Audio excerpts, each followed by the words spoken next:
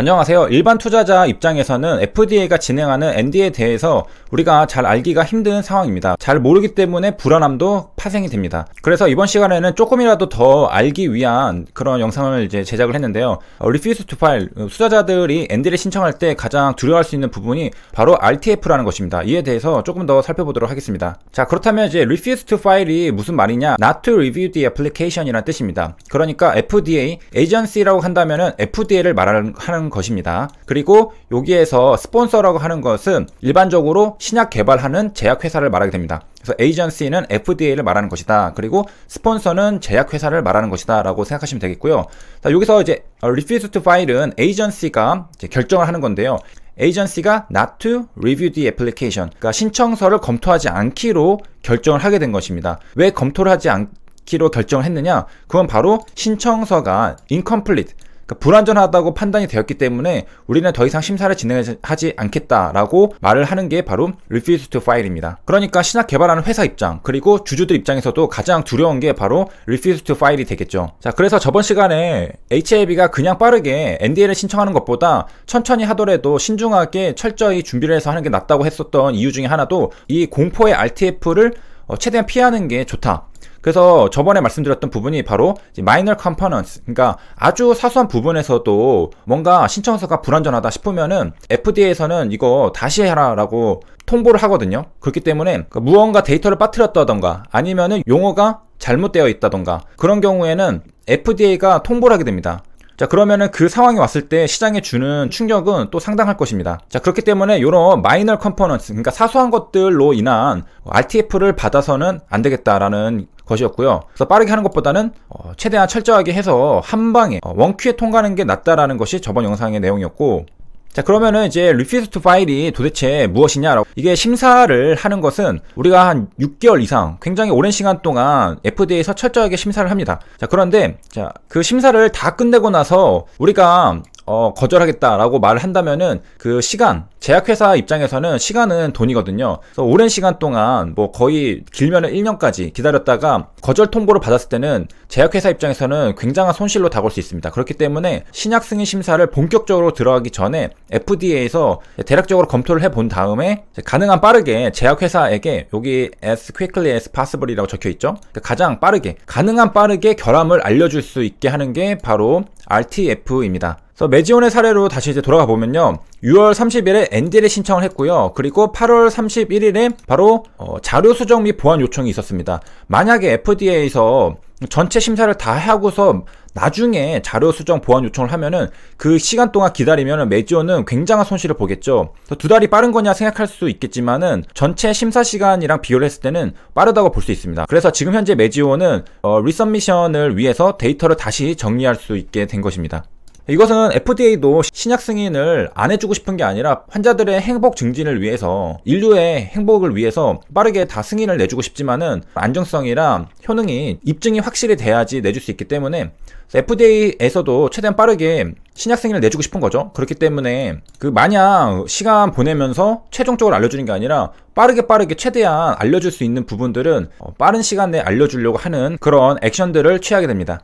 자, 그 다음에 이제 본격적으로 이제 파일링 이슈와 관련된 것들을 보도록 하겠습니다. 이제 두 가지 카테고리로 나뉜다고 하는데요. 첫 번째 카테고리는 아까 말했던 것입니다. 파일링 전에 코렉트 될 수 있는, 그러니까 파일링 전에 수정이 될 수 있는, 그러니까 심각하지 않은 사소한 문제라는 거죠. 그래서 이런 것들은 회사에서 조심만 잘 하면은 충분히 전혀 문제되지 않는 것들이고요. 자, 그 다음은 이 영상의 주제라고 할 수가 있겠는데 Complex Significant Deficiency라고 적혀 있습니다. 그러니까 복잡하고 중대한 결함이 있는 경우에는 RTF가 나올 수가 있겠습니다. 자, 그런 것들이 무엇이 있는지 A, B, C, D, E, F까지 있는데요. 하나씩 보도록 하겠습니다. 먼저 A 같은 경우에는요, 여기에 있는 A는 앞에 거랑 좀 비슷할 수 있는데요, 좀 다른 점은 뭐냐면요, materially라고 붙어 있습니다. 이게 무슨 말이냐, 앞에 것은 사소한 문제들이기 때문에 수정할 수 있지만은 여기에서는 이 어플리케이션에 아주 실질적으로 레킹한, 그 다음에 부적절한, 그러니까 뭐가 빠져 있거나 부적절한 신청서일 경우에는 바로 RTF가 나오게 됩니다.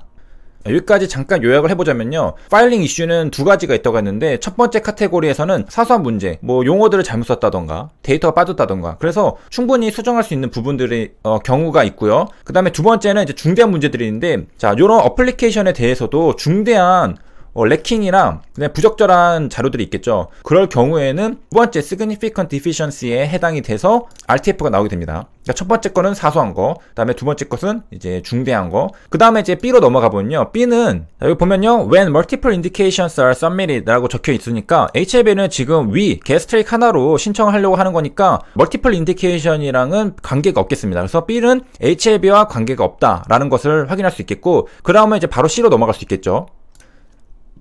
C 같은 경우에는 need for more than one trial, 추가적으로 더 필요하다라는 건데 왜 필요할까요? 그것은 자, 기존에 제출했던 임상시험들 다 보니까 아직은 이것만으로는 효능이랑 부작용을 우리가 입증하기에는 좀 부족하다, 근거가 부족하다라고 생각할 수 있기 때문에 실험을 조금 더 해보는 게 어떻냐라고 할 경우에 또 파일링 이슈가 발생할 수 있습니다. 자, 그리고 D에는 뭐냐면요, 이제 abuse of a drug에 대한 자료 제출들이 충분하지 않을 경우에, 약물 남용에 대한 분석 자료들이 제출되지 않았을 경우에 또 해당이 될 수 있습니다.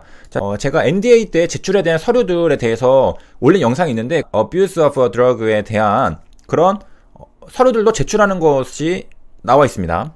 그래서 참고를 하시면 되겠고, 자, 이 부분도 역시 이제 중요한 부분 중에 또 하나라고 될 수가 있겠고, 그 다음 2번 같은 경우에는 뭐가 있느냐, 자, 일렉트로니컬리하게 제출되지 않았을 경우에, 제가 이것도 전에 영상 올려드린 것 중에 FDA가 이제는 뭐 전자 형식으로 제출을 이제 하죠. 그래서 더 심사 프로세스가 빨라졌다라는 영상 올려드린 게 있습니다. 자, 그걸 참고하시면 되겠고, 그 다음에 이제 F 같은 경우에도 마이너 컴포넌트가 이제 30일 내로 제출이 하기로 했는데 안 할 경우에 또 해당이 되겠고, 자, 요런 것들, 여기서 A부터 F까지가 여기 Complex Significant Deficiency에 해당된다라고 볼 수 있겠습니다. 그러니까 중대한 결함에 해당된다고 볼 수 있겠습니다.